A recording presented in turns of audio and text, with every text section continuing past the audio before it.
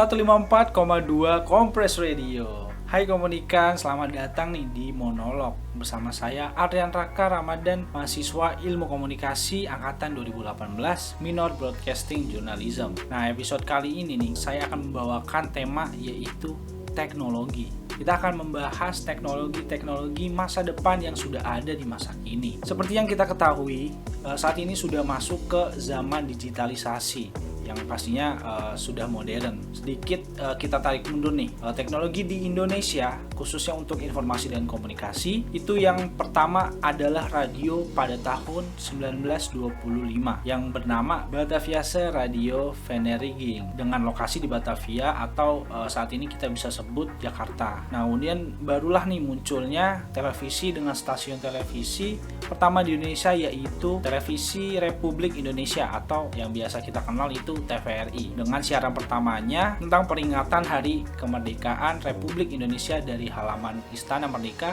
pada tahun 1962.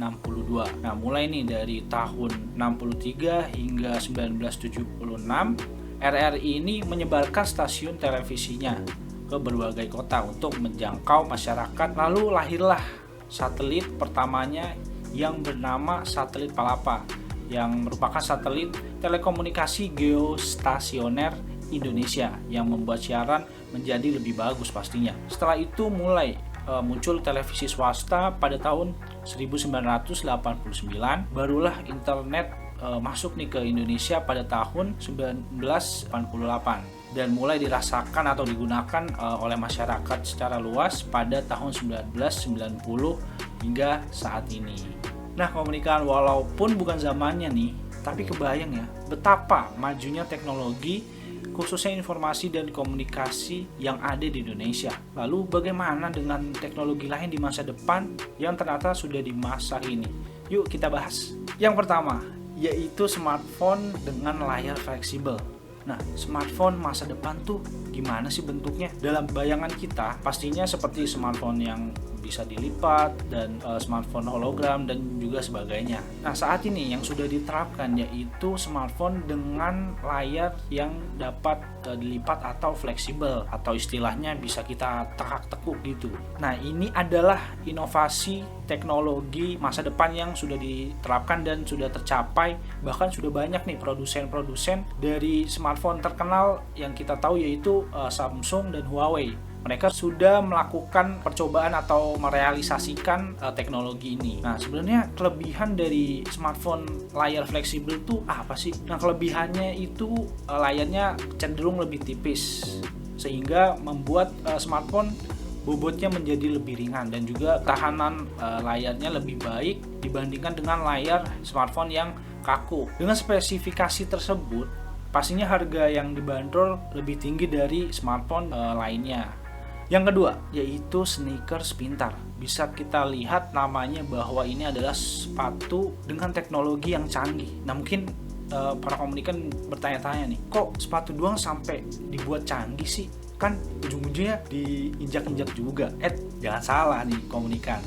Sepatu atau sneakers pintar ini memiliki kegunaan khusus untuk para pemakainya, seperti mengirimkan informasi-informasi terkait jumlah kalori yang terbakar dan juga melihat kecepatan yang dapat dilihat melalui smartphone yang pastinya sebelumnya sudah kamu pairing ya. Oh ya, satu lagi, sneaker pintar ini juga bisa mengikat talinya sendiri loh, atau bisa kita artikan itu sepatu ini bisa menyesuaikan dengan kaki kita. Jadi nggak perlu repot-repot untuk ikat tali sepatu lagi. Dan yang ketiga yaitu hoverboard atau skateboard terbang. Nah, teknologi ini tuh sebenarnya sudah dijual di pasaran secara luas dan juga sudah banyak nih yang mereview hoverboard ini. Banyak youtuber, selebgram atau artis-artis lain yang sudah mereview hoverboard ini. Nah, cara pakai dari hoverboard ini dapat dibilang mudah, tapi juga bisa dibilang susah. Kenapa? Karena semua kontrol dari alat ini sebenarnya ada di diri kita atau di tubuh kita, yaitu dengan menyeimbangkan tubuh nih, dan hoverboard itu sudah bisa digunakan. Nah, juga ada nih hoverboard yang jenisnya itu bisa terbang, benar-benar bisa terbang. Salah satu contohnya itu ada YouTuber yang melakukan eksperimen ini dan dia berhasil, namun ada beberapa kendala teknis di dalamnya. Oke, gimana nih Komunikan teknologi tadi? Canggih-canggih kan? Mulai dari smartphone pintar atau fleksibel, terus sepatu pintar, dan juga hoverboard.